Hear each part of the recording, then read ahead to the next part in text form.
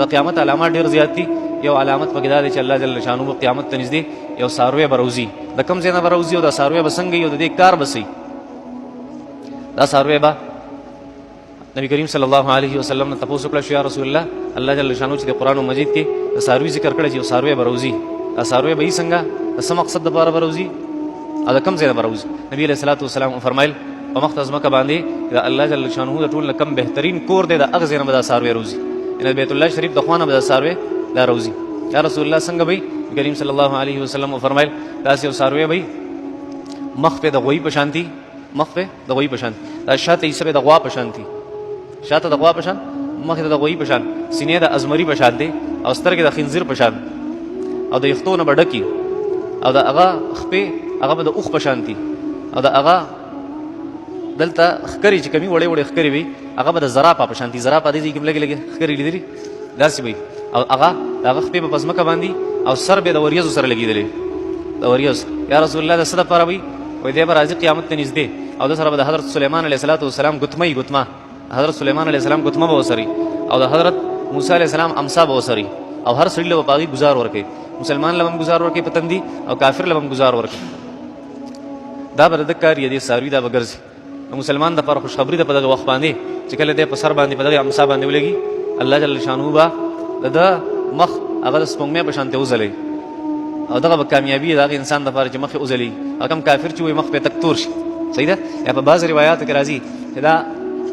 سورۃ دخان کې مفسرین حضرات تذکرہ کړی د دې خبرې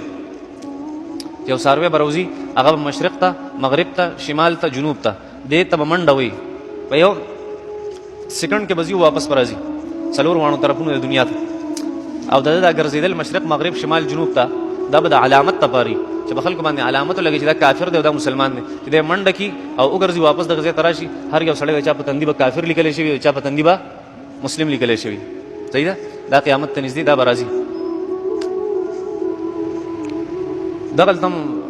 یو خبره ده چې بدون لږ وخت کې به دا ساروی منډه وي او بیا به د غزل راځي. هغه فارموله ده کوم چې سليمان علیه السلام د تخت بارک کړی چې بدون لږ سات کې ساينس څنګه دا ثابت کړی چې دا زی او واپس راځي د غزل ته. دا تذکرہ مې ته کړو نو هغه تم فټ کې ښه الله جل شانه فرمای چې دغه ساروی دا به روزي د قیامت علامات او علامه ده. یو مقصد دا دی، بل مقصد دا دی چې د خلکو پہچان بکیږي د وجره. بل یو مقصد چې الله جل شانه قرآن مجید کې ذکر کړی هغه دا دی چې تکلمهم ان الناس كانوا بآياتنا لا يوقنون. د خلکو سره دا ساروی خبرې کوي، خلکو ته بداوي یاره دا خلک چې د الله جل شانه خبرې نه مني اوس مو منلې ازمولي د اوس مو منلې دا خبرې به وسره کین. الله جل شانه فرمایي اذا وقع القول عليهم کله چې بدی باندې د قیامت خبر راشي اخرجنا من برو بسلهم د دې لپاره دابتن یو ساروی من الارض، دابتن یو ګرځیدون کې من الارض ازمکه تکلمهم خبرې بکې د دې سره ان الناس بشک خلق كانوا بآياتنا زمغا خبرې لا يقينون باغ به یقین نساتو. او یوم باغ ورځ باندې نحشرهم من كل امه فوجا مما يكذب بآياتنا فهم يوزعون. الله فرمایي دا خلق بزرا جمع کوما او په دستو کې به ودروما. التم دا یوزعون ټکی راغلو سليمان عليه السلام د خپل دستې برابر ولې تاسو ما ویلي د یوزعون سمانه. الله فرمایي یوم په هغه ورځ باندې چې کله دا ساروی روزي بل یو کار بم کیږي نحشر من كل امه فوجا جبر راجم کوم داخلك ډلې ډلې ممن دغه چانه یکذب بآیاتنا چې زموږ په خبرو باندې به یقین نه کوي داغینه به انکار کوي فهم یوزعون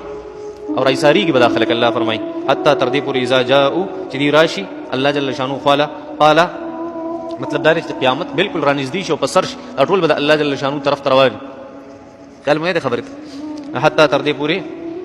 اذا جاءوا چری راشي قال ان الله جل شانه بوتوي اكذبتم بآياتي تاسو انکار کړو زما د خبرونه، تاسو انکار کوو زما د قران نه ولم تحيطوا بها علما تاسو علم خدوم رنو ولم تحيطوا احاطه نو کړی تاسو بها زما په قران باندې علم د علم بل حاصله تاسو دومره علم چې زما د قران نه انکار کوو، تاسو دومره علم چې زما د خبرونه انکار کوو. ولم تحيطوا بها علما الله فرمایي تاسو علم خدونه نو الله جل شانه به راجم کې خپل ځان ته اما دا کنتم تعملون. الله فرمایي تاسو علم خدونه نو تاسو څه کول په دنیا کې اما دا کنتم تعملون تاسو څه کول په دنیا کې څه چل مکو. الله جل شانه فرمایي ووقع القول عليهم قیامت خبر براشي په دې باندې بما ظلموا قیامت هغه سخت براشي په دې باندې ووقع القول عليهم د قیامت هغه سخت براشي په دې باندې بما په سبب دا هغه سمن ظلمو چې ظلم کو چې الله جل شانه خبر نه منلې فهم لا ينطقون. دنیا کې ډېری خبرې کړي الله فرمایي بیا خبر نشي کولای، بیا خاموش ولړ، بیا خبرې نشي کولای. اولم